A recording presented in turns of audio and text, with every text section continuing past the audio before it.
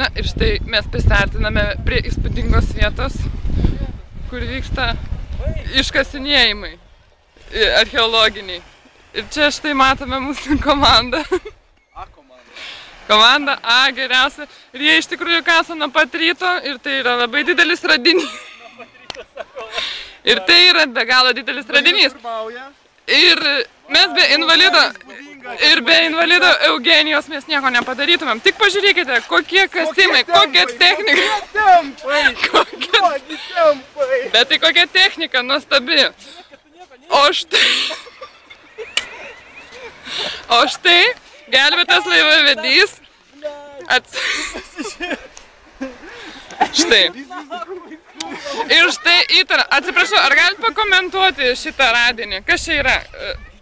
Aleksandrai, aš matau, kad jūs neturite ką veikti. Gal galėtumėte porą žodžių apie šį radinį? Čia yra prieš milijoną metų gyvenančio mamonto bibys. Bibys? Mamonto.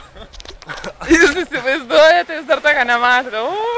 Andriaus Mamontovo bibys. Nu, negalima keiktis. Tai dabar sakykite, kokio ilgio ir kaip jūs manote, kokio amžiaus čia galėtų būti šis radinys? Bibys apalas. Štai mes turime.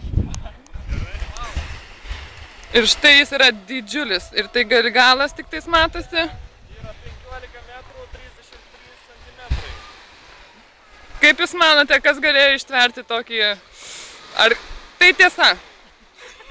Kaip galėjai ištverti, aš žinau, ką tu norėjai pasakyti. Brangioji, pas žmonių šiais laikais... Tu pagauta! Netinkamų laikų, netinkamai vietoj. Neklausykite, šitų jie yra persidirbę ir jie nusišneka totaliai. Nes čia darbas yra be galo sunkus, net matosi, kad stop juosta nepabaigta. Nuostabu. Nuostabu čia specialiai, kad turėtų Simona darbo, nes nu kaip čia... Štai invalidas Eugenijus sako, kad čia yra galvutė.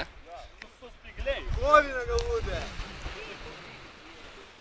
Na kągi, tuom ir užbaigsime šitą reportažą, mes jį pratęsime, kai jie pabaigs iškasti.